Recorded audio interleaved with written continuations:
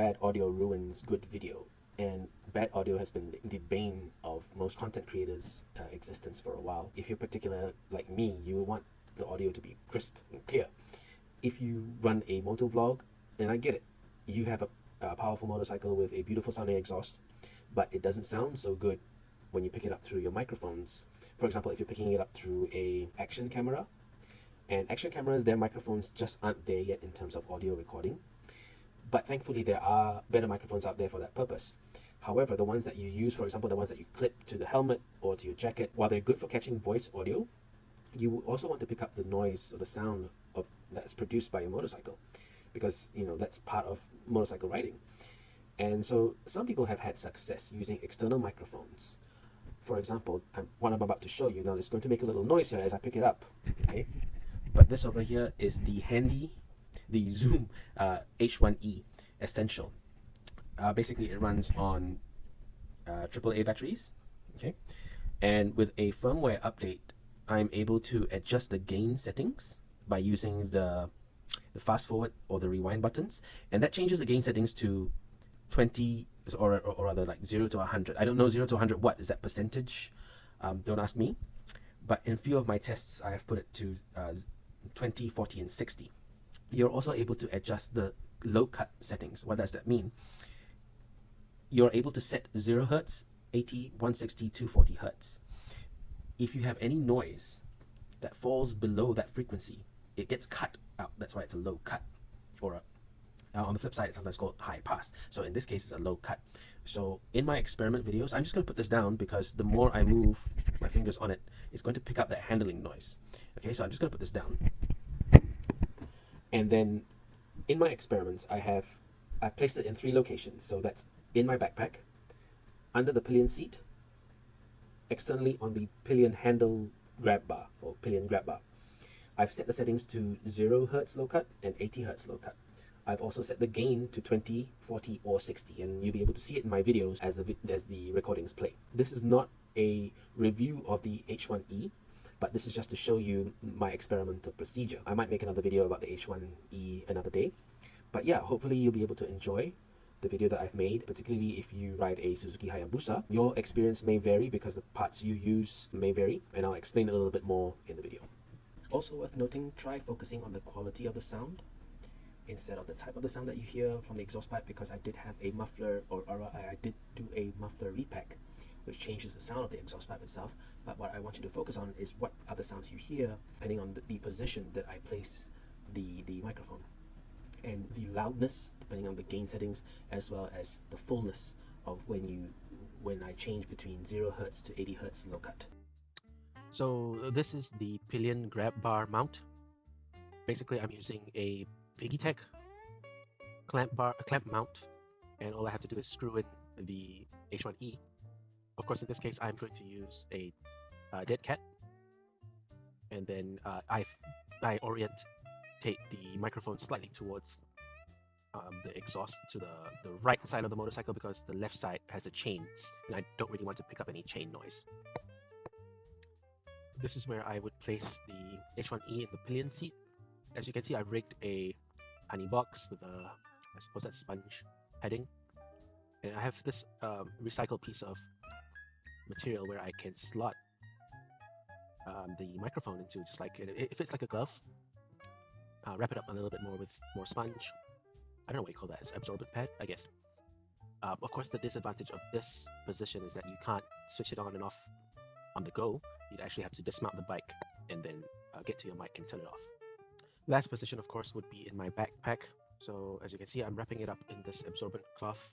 Of course, you can use rubber band and secure it, place it on your backpack on the outer side.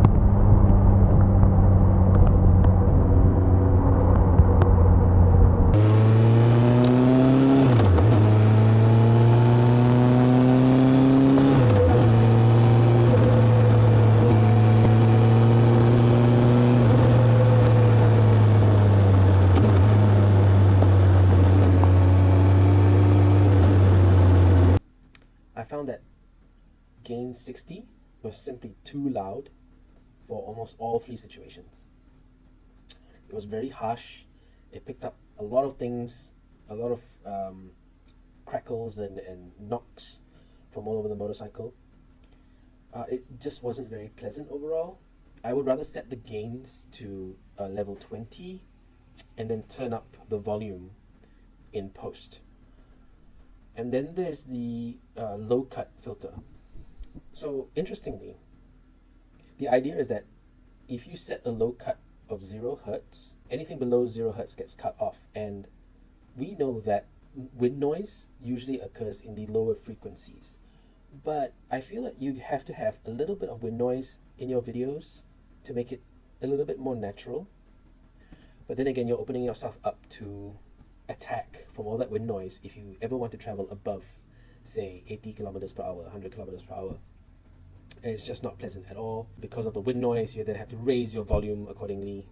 Rewatching the videos, it would seem that 0 Hz sounded a little bit warmer, whereas 80 Hz was starting to get a little bit pinched. And I've listened to 240 Hz recordings where it just sounds like when I speak, it just sounds like you're on helium. So I think I would just leave it at 0 Hz, but leave the gain setting to 20. Now then decide where I would want to put the microphone. Now, placing the microphone on the grab handlebar was excellent up to a certain speed, because as I said, above 80 kilometers per hour, there was just too much wind noise knocking into that dead cat. But below that, if you just want to enjoy a little bit of exhaust note, I think the handlebar was fine. Now, putting it in your backpack, you're susceptible to knocks from whatever that's in your backpack. I know I've seen backpacks like sling bags that go around your back and stay there, whereas the one that I was wearing, it goes all the way down to the small of my back, and that knocks into the seat. So then it picks up a little bit of knocks from there. Then there's the under pillion seat. Now this experience is definitely going to be different for a lot of people, because not all motorcycles have space under their pillion seats, under the rider's seat. So you're going to have to find your own way. But this is my experience as a Hayabusa owner. I was able to cut out pretty much a lot of wind noise. In fact, no wind noise at all. But still, if you had something rattling under your seat, you could pick it up. There were a few instances where the motorcycle jerked a little bit, or there were a couple of bumps on the road, and so that would cause the microphone to do this while it's in the pillion seat. Even the sponge that I used, the little absorbent pad that I used, it was still going like this. But it wasn't that noticeable. I mean, if you had to really concentrate to hear it. So what do you think? I think personally, if I were to go on slow rides, I would put the microphone somewhere on the handlebar behind me, simply because it's most natural. You get front row noise, front row seat noise to that exhaust pipe. But if you're planning to go a little bit faster, then maybe you should consider putting it under your seat. Okay, so hope you enjoyed that video. Please like and subscribe. Thank you.